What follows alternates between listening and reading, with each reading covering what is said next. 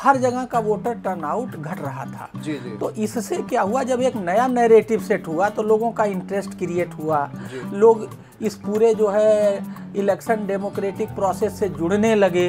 तो जो छुट्टी मनाते हैं वोटिंग के दिन, वो कहे नहीं नहीं चलेंगे, पौधा मिलेगा, देखें ये नया इलेक्शन कैसे हो रहा है, प्लास्टिक का यूज मिनिमम होगा या नहीं होगा, नहीं होगा, बायोडिग्रेडेबल मटेरियल का यूज करेंगे जिससे कि कम पैदा हो ग्रीन गैस। इसके लिए हम लोगों ने वोटर से ये कहा, आम जनता से ये कहा, ऑफिशियल से ये कहा, पॉलिटिकल पार्टीज से ये कहा, कैंडिडेट से ये कहा कि पौधा लगाइए। बरसात में फ्री पानी हमें ऊपर वाला देता है, अगर हम बरसात में जितना पानी एक साल में यूज करते हैं उतना बचा लें, तभी हमें पानी को यूज करने का अधिकार है, ऐसा मेरा मानना है। इस समय गर्मी बिल्कुल जबरदस्त अपनी एक्सट्रीम पे है और 45-48 डिग्री देखिए ये कहाँ तक जाता है, इसकी कोई सीमा नहीं है, कोई लिमिटेशन नहीं है। ऐसे में कई सारे प्रयास भी किए जा रहे हैं जिससे जो पहले कहा जाता था कि किसी भी तरीके से इसको बचाया जाए, इकोलॉजी को हमारे कितना ज़्यादा नुकसान हो रहा है, एनवायरनमेंट कहाँ से कहाँ पहुँचा जा रहा है,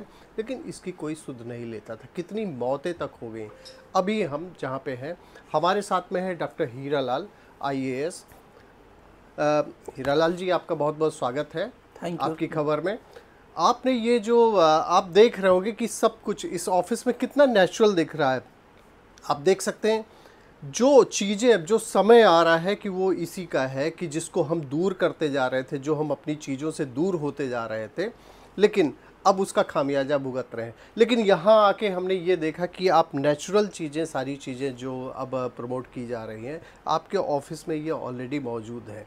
आप यह भी देख पा रहे होंगे कि इस ऑफिस में ग्रीनरी आपको अच्छी खासी दिख रही होगी, बैनर भी ग्रीन दिख रहा है, और सबसे बड़ी बात यह है कि आप भी पूरा ग्रीन ड्रेस में आप दिख रहे हैं। जिस तरीके से हम देखें कि जो हमारा पर्यावरण है उसमें अपने आप में डायरेक्टली एक संदेश आप दे रहे हैं।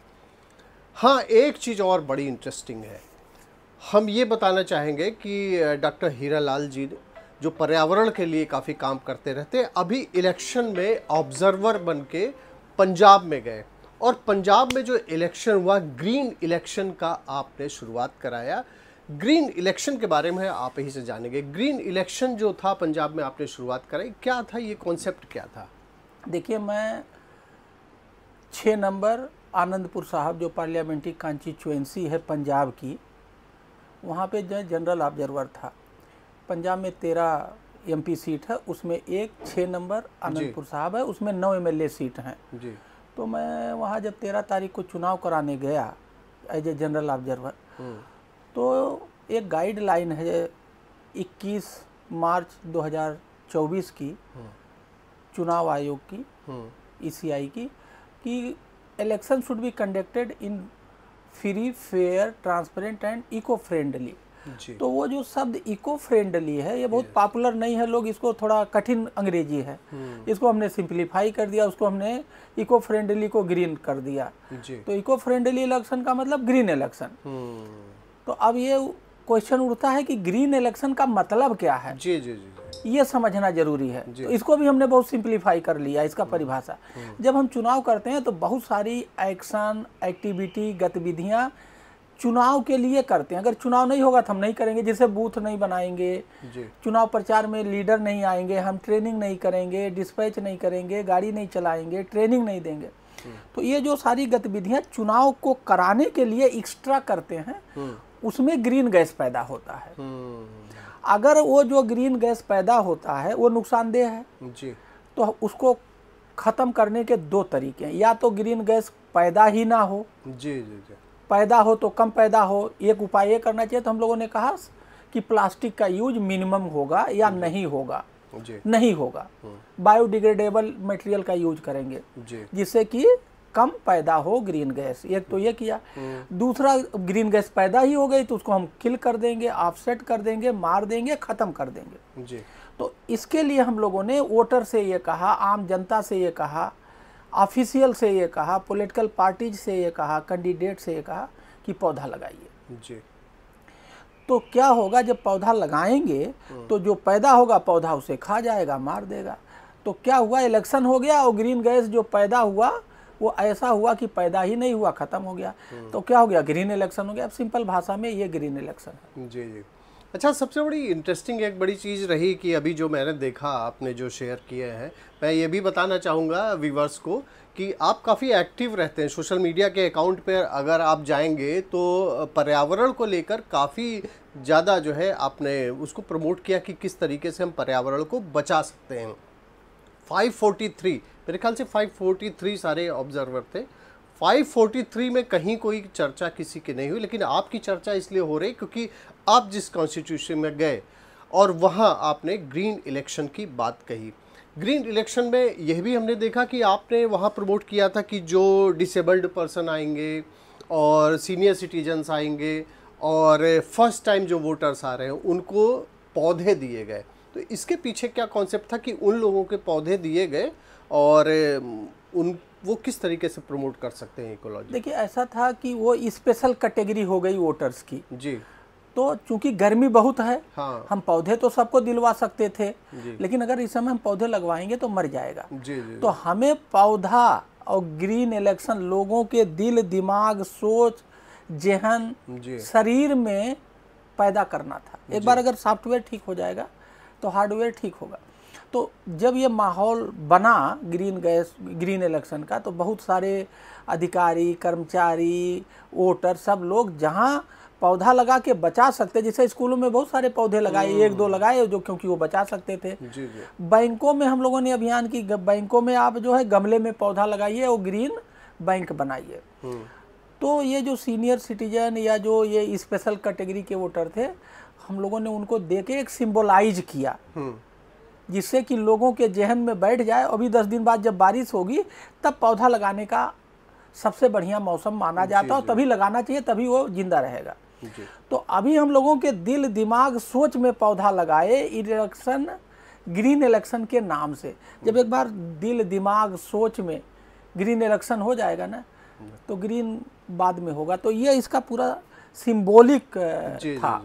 तो एक तरीके से हम कह सकते हैं कि पायलट प्रोजेक्ट के तौर पे भी अगर चाहे इलेक्शन कमीशन भी इसको प्रमोट कर सकता है, क्योंकि ये जिस। अच्छा हाँ, एक और बड़ी इंटरेस्टिंग बात कि वोटर टर्नआउट भी मेरे ख्याल से वहाँ पे बढ़ा। हाँ, हर जगह का वोटर टर्नआउट घट रहा था। जी जी। तो इससे क्या हुआ, जब एक नया नैरेटिव सेट हुआ तो लोगों का इंटरेस्ट क्रिएट हुआ, लोग इस पूरे जो है इलेक्शन डेमोक्रेटिक प्रोसेस से जुड़ने लगे। तो जो छुट्टी मनाते हैं वोटिंग के दिन, वो कहे नहीं चलेंगे, पौधा मिलेगा, देखें ये नया इलेक्शन कैसे हो रहा है। तो इससे करीब 3 से 5% वोटिंग टर्नआउट बढ़ा। तो जब वोटिंग टर्नआउट बढ़ा तो इससे डेमोक्रेसी मजबूत हुई।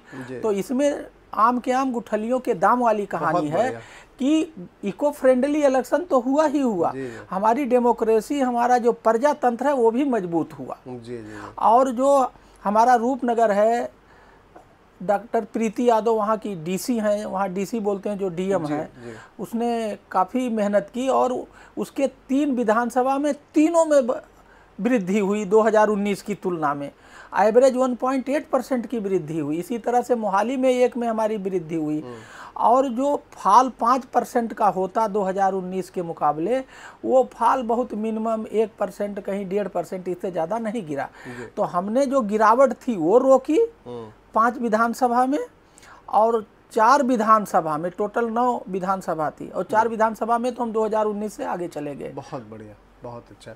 तो आपने देखा कि एक छोटा सा जो प्रयास था, एक इनिशिएटिव लिया गया एक वर्ड को पकड़ के, जो इको फ्रेंडली के एनवायरनमेंट के लिए जो इलेक्शन कमीशन की गाइडलाइन थी उसको लेकर, और टर्नआउट भी बढ़ा दिया। इलेक्शन कमीशन कितने ज़्यादा प्रयास करता रहता है कि किसी भी तरीके से वोटर टर्नआउट बढ़े, और एक इस प्रयास से लोगों में क्यूरियासिटी हुई, लोग जानना चाहे कि आखिर में ये ग्रीन इलेक्शन क्या है। लोग आए, ज़्यादा उन्होंने वोट किया, डेमोक्रेसी तो मजबूत ही है। लेकिन आप ये देखिए कि जो टेम्परेचर बढ़ता जा रहा है, अगर इसी को प्रोजेक्ट को ले लिया जाए हमेशा के लिए, तो कितना ज़्यादा इससे हमें फ़ायदा हो सकता है।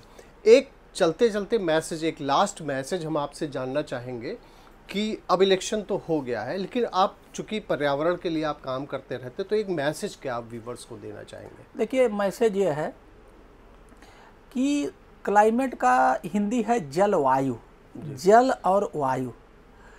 और बिना जलवायु के, ना बिना जल के और बिना वायु के, उसको तोड़ दीजिए, जल और वायु, बिना जल के और बिना वायु के हमारी ज़िंदगी अधूरी है।